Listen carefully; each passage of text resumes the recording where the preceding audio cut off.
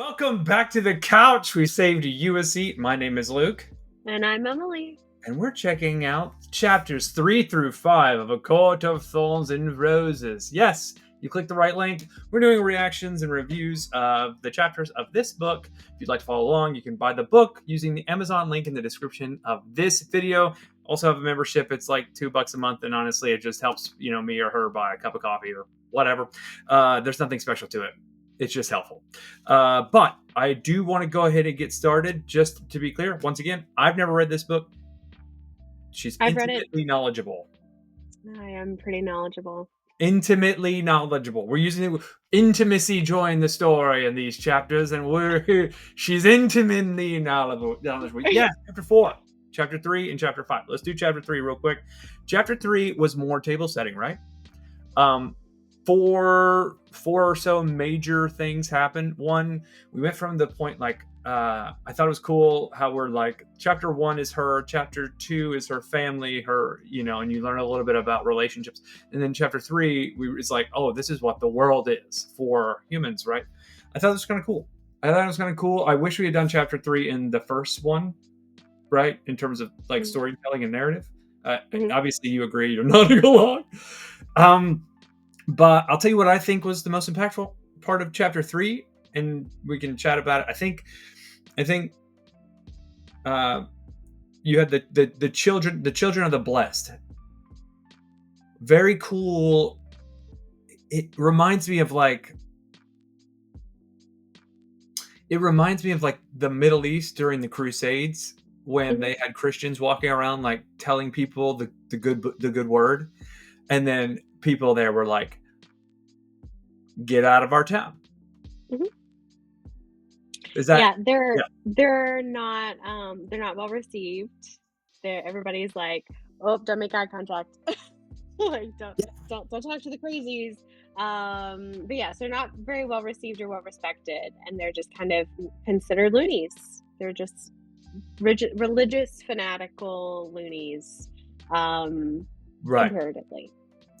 And I love that that the girls, Elaine, Leston, Nesta, and Feyre, but sorry, I almost said Freya. Feyre, they, the two of them handle them exactly like my brothers and I would handle that situation. Not a joke. We'd be like, get the fuck out of here. We do not want to talk to you. Fucking leave the moment you walked in. Yeah. But I think they're great. They're probably correct in their belief, just not in their approach. I don't know.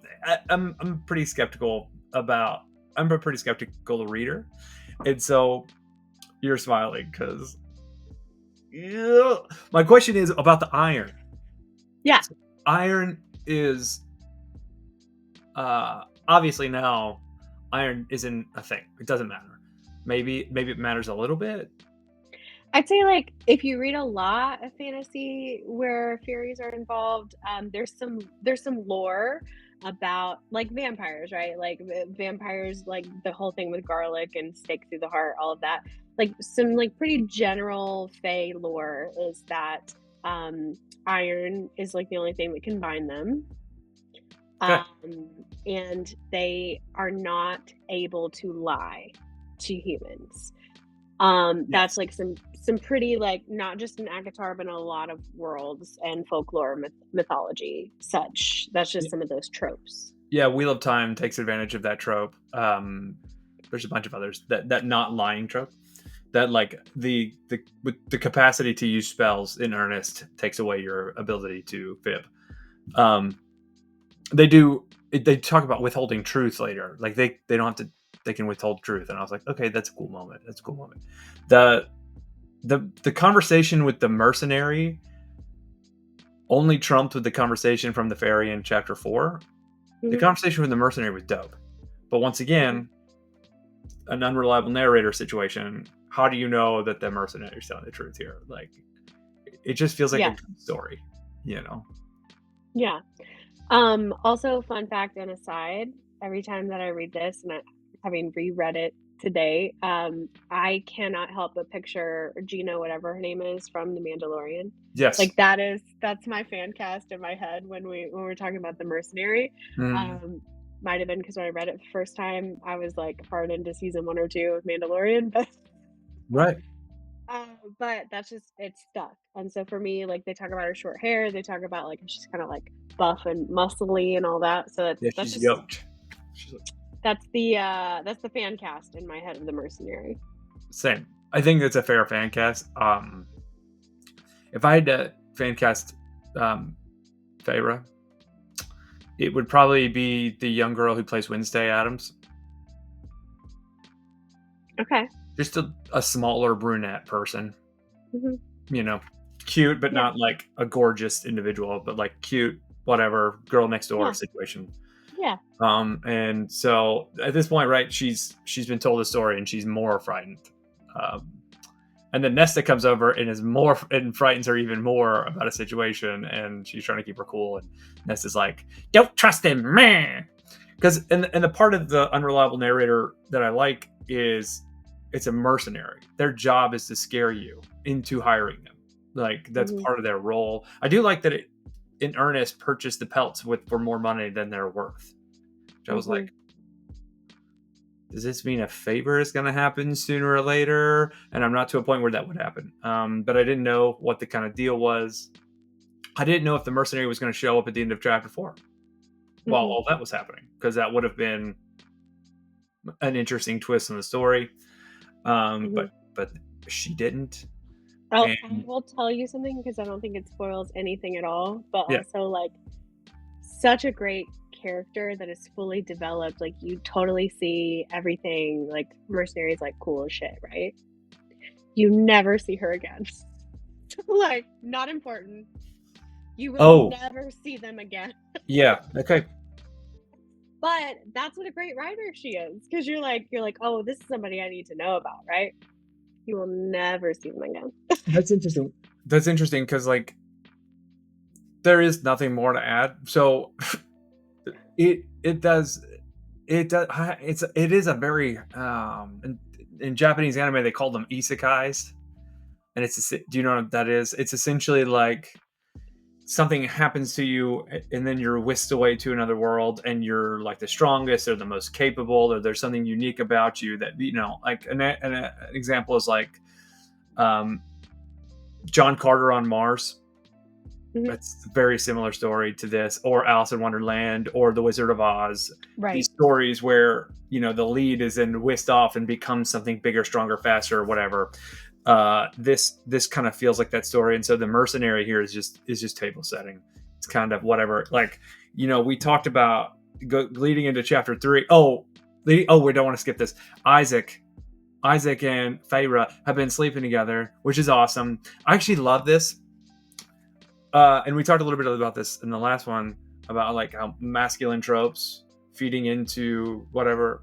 This to me is a masculine trope that she's just like casually sleeping with the boy down the street, and they just are friends and they hang out. And she's like, I mean, you always hear the joke about why can't we just be friends and fuck? Like, why can't we just do that? That'd be so cool, and we don't have to worry about it.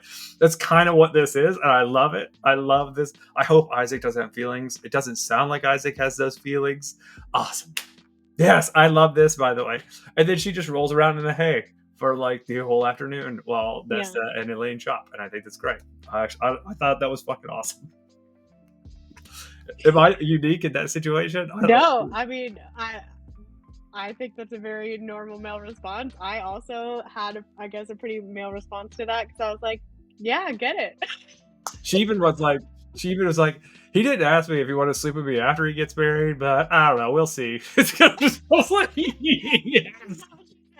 That is not what she said. She said that she was not desperate enough to ask him to continue to Oh yeah, sleep with her after he got married, because he did recently get engaged to another girl. that's a fair point. That's a fair point. But okay.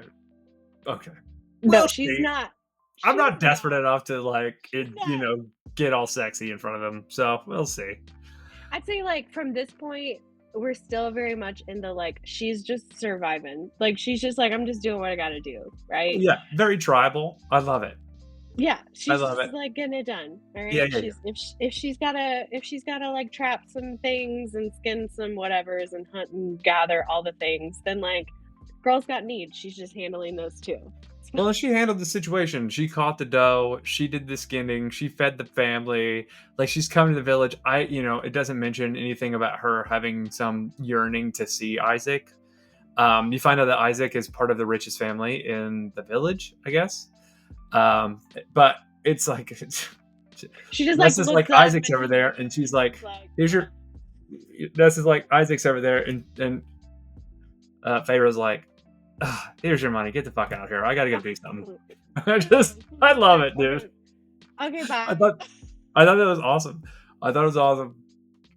But and this is where we should have ended the last one because this is where like the tone changes so significantly. Um, they're back home, chapter 4. They're back home. They're chilling, and murderer or whatever, pretty loudly.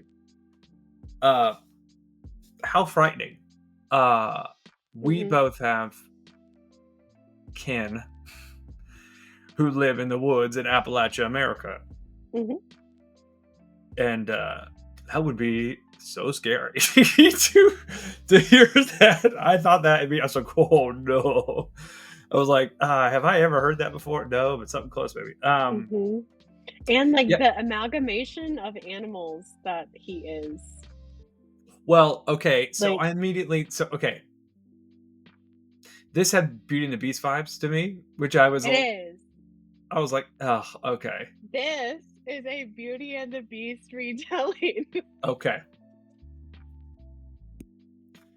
Can't wait for the Stockholm syndrome to kick in. Okay. Oh, just you wait, baby. Um, even the white horse. What are we doing? No, that was pretty tense. Honestly, I could see it in my mind's eye. It's simply just one conversation. It did remind me that immortals, they have 500-year-old treaties.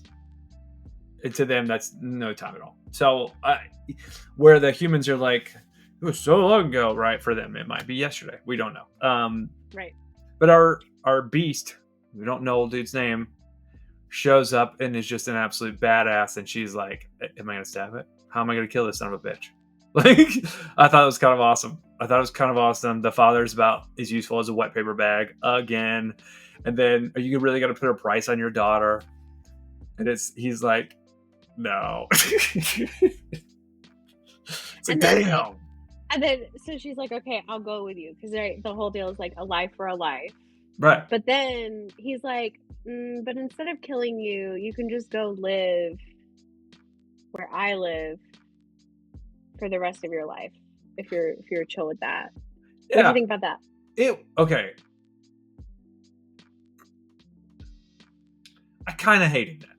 And I'm not gonna lie to you, because like my rational brain says that if this creature, this fairy, loved this wolf as much as it claims, is out for vengeance or revenge, whatever that might be, it feels dishonest for it to give them the option. It gave them the option, not the other way around. Hmm. And so if that's not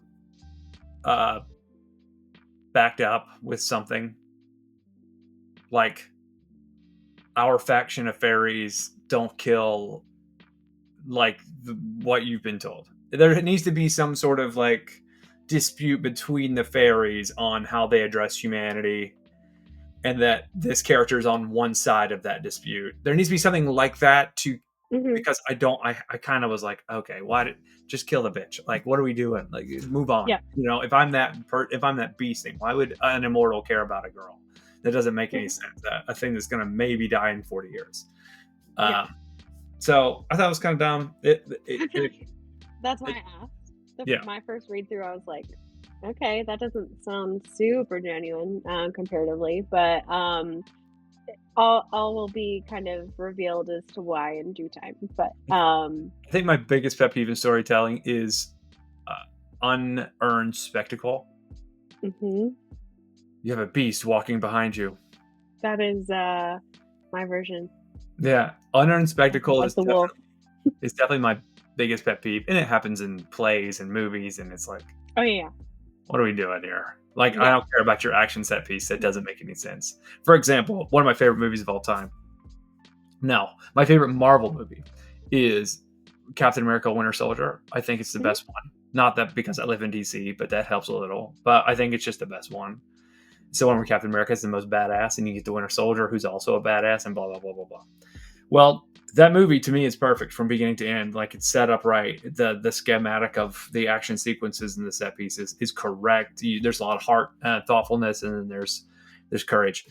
Except for one scene, and they have a random fight in the middle of the street on like I-395 for no reason, and it's just right. It's right toward the end of the movie. There's this like, it's like, oh, we're having a fight here.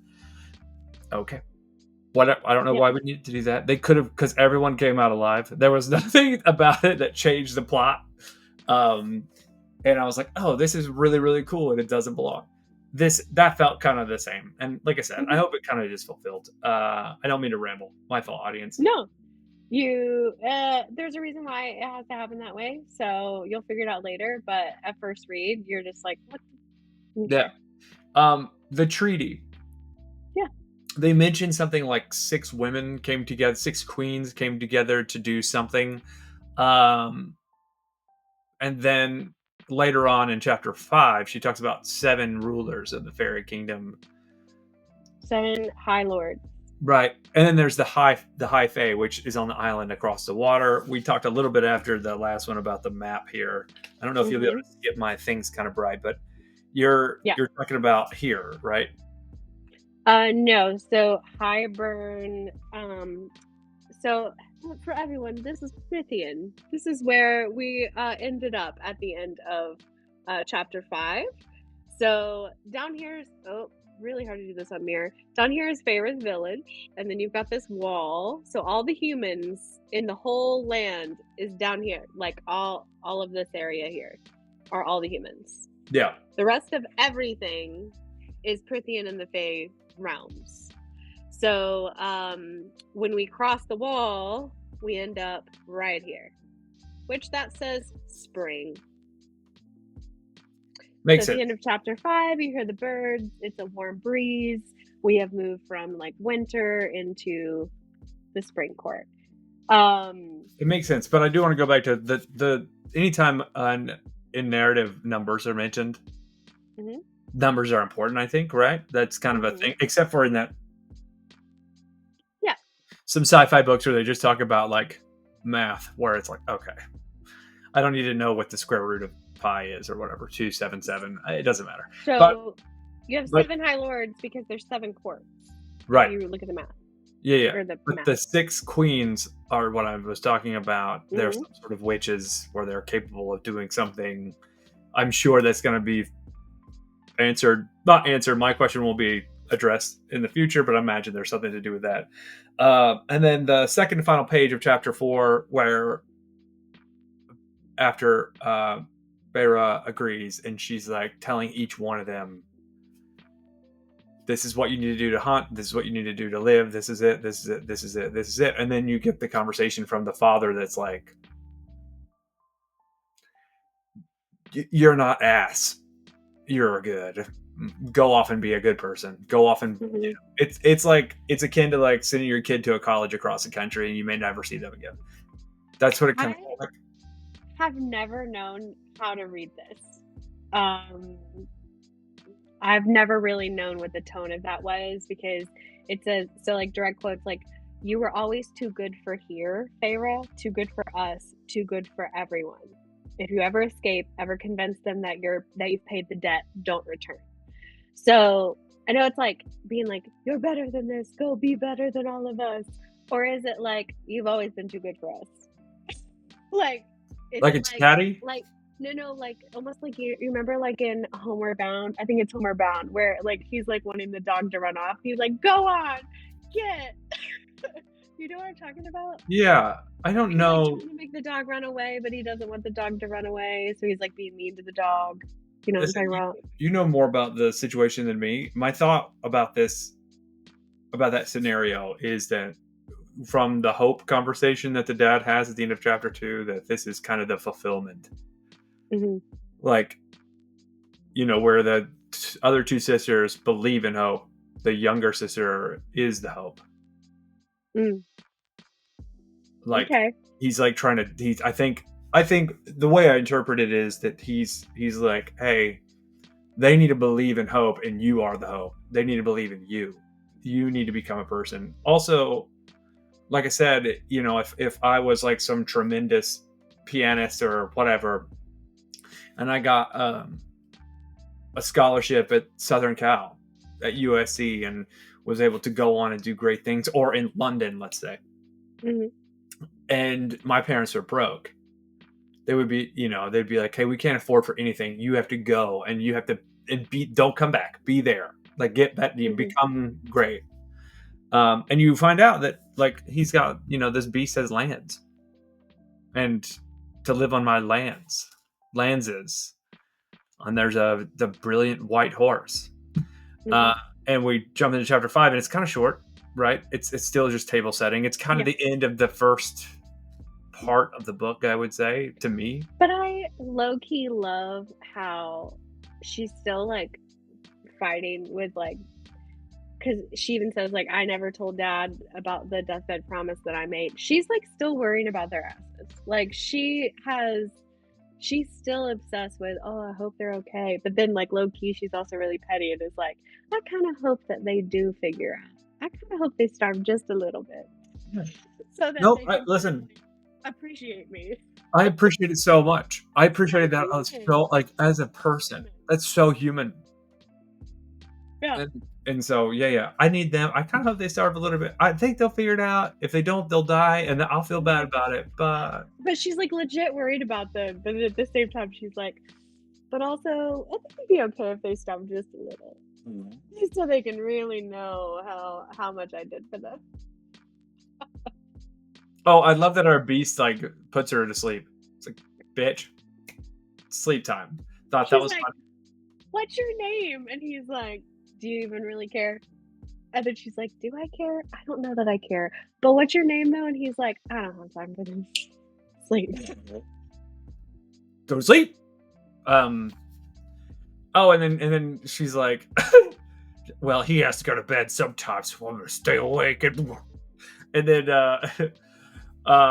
then she wakes up and it's springtime, and they're in the other side of the wall, and she's like, well, that was a 2-day journey, so I've just been asleep on the back of a horse for 2 days. It's funny as hell to me. I'm sorry, it's funny. It is funny. But yeah, that's kind of the end of this sort of section. We're into it now. We're into the amazing journey of Beauty and the Beast, but more different fantasy land. I don't really have anything else to add. Do you have any, like, Luke, what do you think about this? Well, no, it's pretty much it. Just setting up kind of what's gonna happen. Do we want to tell everybody kind of like The next section is chapter 6 and 9. Emily was gracious enough to give me a kind of rundown of how to do this, so that we're not doing the mess up of 1 to 2, then 3 to 5 again.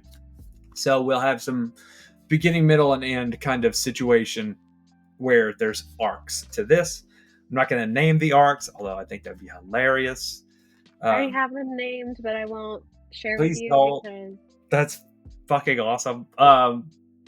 Hashtag sorry for cursing. Hashtag this is a sex book. So, It's not. I would not call it that. That is, if you call it that, people are gonna think that there's gonna be a lot more spice in it than there is.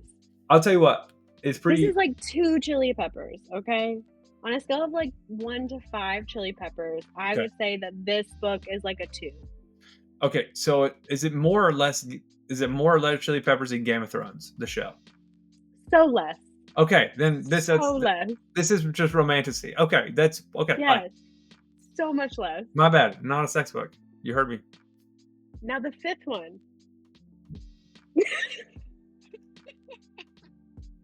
Book 5. There's I'm gonna be like, and that happened, and we can't talk about it, Luke. Okay. I'm kind of amped. I'm dead. Oh my god. Yeah. You're flushed.